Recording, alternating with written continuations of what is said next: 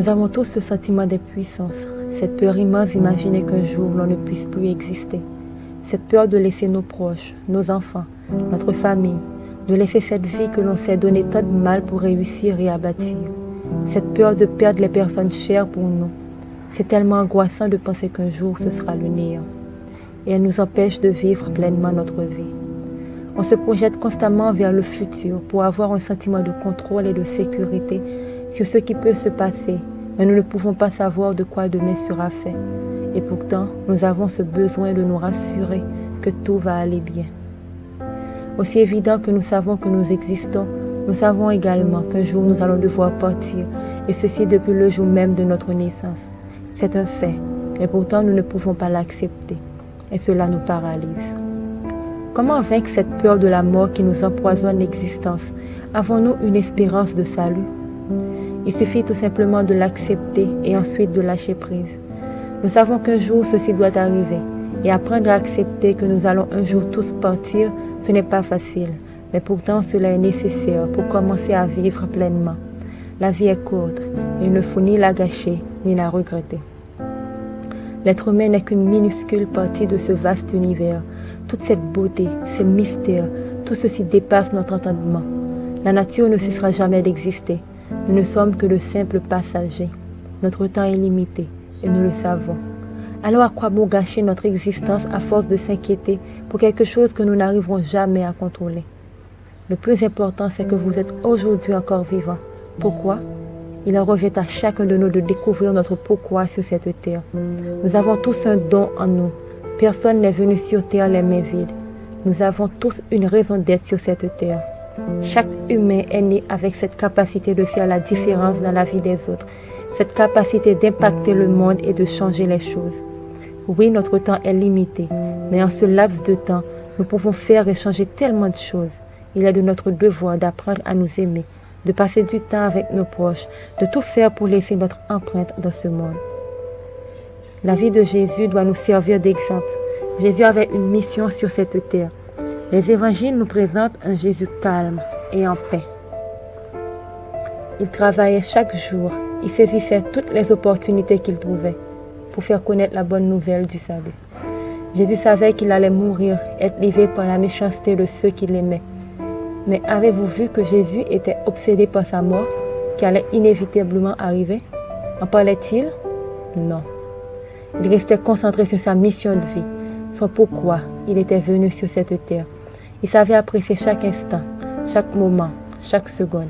Il savait apprécier la beauté de la vie, de la nature qui l'émerveillait. Il rendait constamment grâce d'être en vie. Il trouvait son bonheur de parler les gens de son Père, d'aider les plus nécessiteux, les plus faibles, de soulager les pauvres, de sauver, de guérir, de délivrer ceux qui étaient enchaînés sous le poids du péché. Sa vie était au service des autres et même sa mort a été au profit de l'humanité. Tout au long de sa vie, Jésus n'a jamais douté de l'amour de son Père. Il n'a jamais cessé de compter sur sa bonté, sur sa grâce, sur sa protection, alors que le danger l'environnait tous les jours. Il savait que son heure n'était pas encore venue. Pourquoi? Parce qu'il avait une mission. Il savait qu'il ne pouvait quitter ce monde qu'une fois sa mission de vie accomplie. Jésus savait apprécier le fait d'être en vie. Il n'était jamais inquiet parce qu'il connaissait l'importance d'avoir un but bien déterminé. Il savait que son temps sur cette terre était limité et il ne la gâchait pas en voulant constamment se projeter dans le futur, d'être dans l'angoisse, dans la peur. Il ne pensait pas à sa mort, tout le poids du fardeau humain qu'il allait porter à lui seul. Il savait ce qu'était vivre. Il vivait tout simplement. Abandonné par ses amis, par ceux qui l'aimaient, tué par ceux qui désiraient sauver. Mais il n'a jamais cessé de compter sur la protection de son Père céleste. Il avait une espérance au-delà de la mort. Et nous avons nous aussi cette espérance. Il a vaincu la mort. Il est ressuscité et il est bien vivant et à tout jamais. Il prend soin à présent de nous, jour après jour. Sa présence nous environne et nous protège. Et bientôt, il viendra rétablir son règne et nous offrir un monde meilleur. Voilà pourquoi pour le vrai chrétien, la mort n'est pas une fatalité. Parce qu'il a l'espérance d'un avenir meilleur. Il ne s'inquiète pas pour le futur, il n'a pas peur de la mort, parce qu'il sait qu'un jour il ressuscitera pour vivre sa glorieuse destinée. Toute chose concourt à son bien, qu'il vive ou qu'il meure, pour lui tout est bon.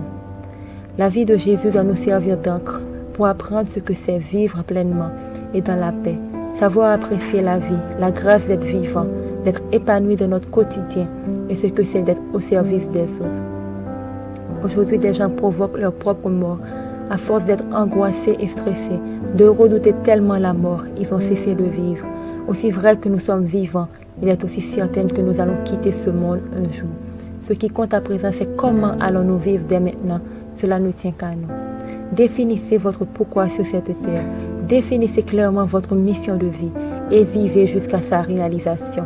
Et laissez votre empreinte, une empreinte positive dans ce monde. Celui qui accepte Jésus comme son sauveur personnel, c'est que quand bien même il meurt, il a l'espérance du salut. Il ne fait que rentrer auprès de Papa en attendant de revenir vivre éternellement. Apprécions la vie, savourons chaque seconde, chaque moment que nous vivons. Faites en sorte que même après votre mort, vous puissiez continuer à exister. Impactons le monde. Apprenons à vivre comme Jésus a vécu. Apprenons à aimer comme Jésus a aimé.